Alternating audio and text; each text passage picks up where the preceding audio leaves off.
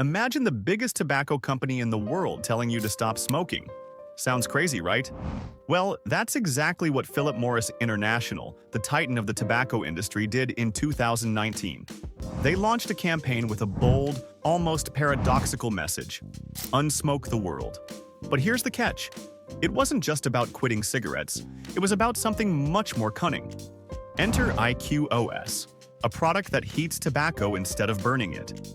Philip Morris wants you to believe that this is the future, that it's a safer alternative. But let's not be fooled too easily. This isn't just about public health. This is a brilliant marketing move. It's a strategy to shift consumers from traditional cigarettes to a new, more profitable product.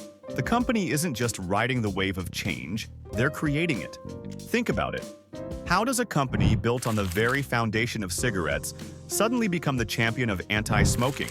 Is it out of concern for public health? Or is there a master plan in play here? Philip Morris isn't new to the game. They've been at this for over a century, constantly evolving, dodging regulations, and staying ahead of the curve. Why would the biggest and most dominant company in the industry want to ruin everything they've built? Or is this just another one of their genius moves? To understand this, we need to take a trip back in time, back to where it all began, to see how this industry faced its challenges head-on, and to explore the ingenious solutions they came up with every time the odds were against them.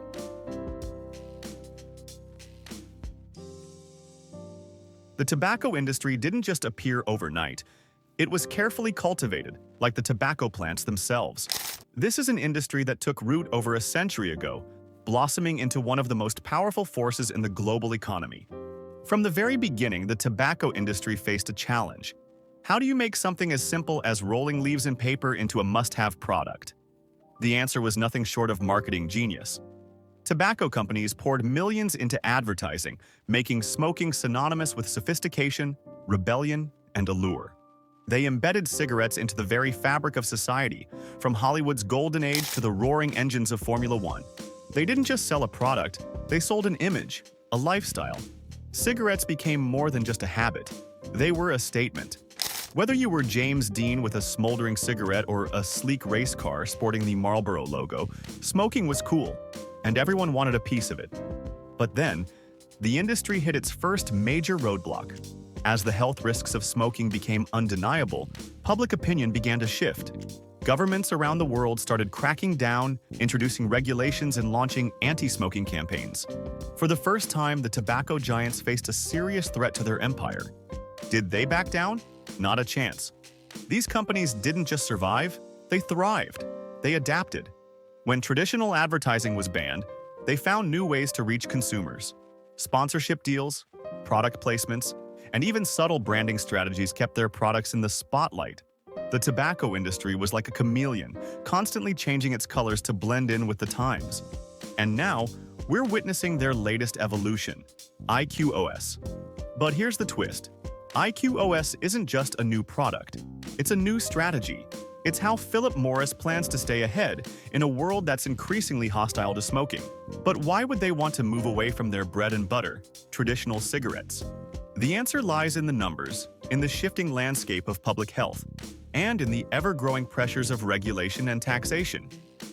IQOS, which stands for I Quit Ordinary Smoking, isn't just another e-cigarette. It's a heated tobacco product that doesn't burn the tobacco but heats it just enough to release a nicotine-filled vapor. By heating rather than burning, IQOS is marketed as a safer alternative to traditional cigarettes.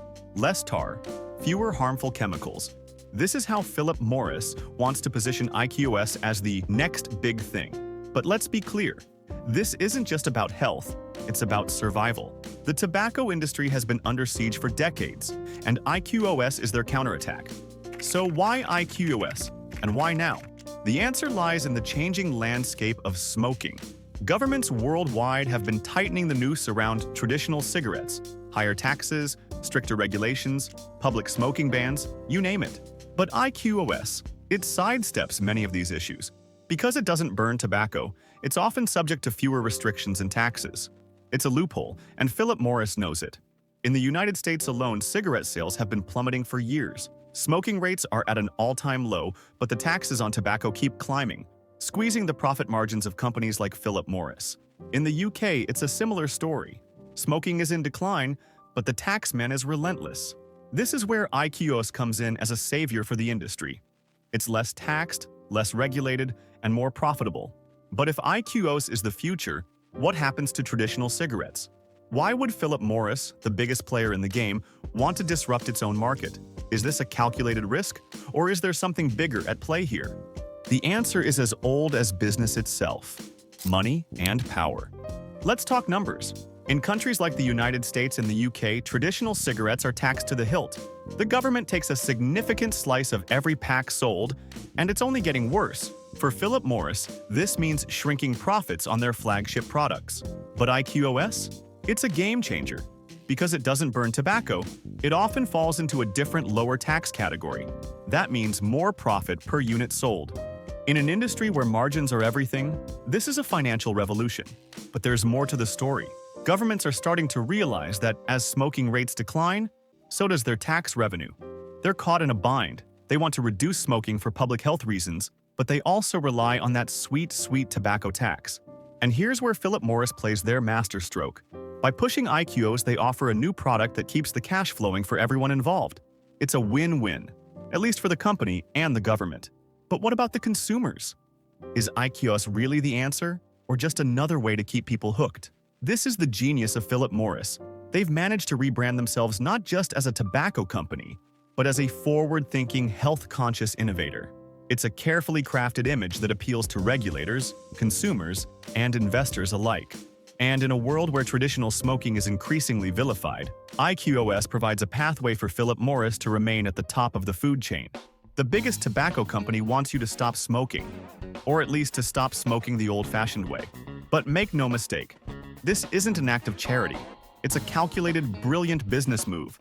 The question now is, will you buy into their vision of the future, or will you see through the smoke and mirrors?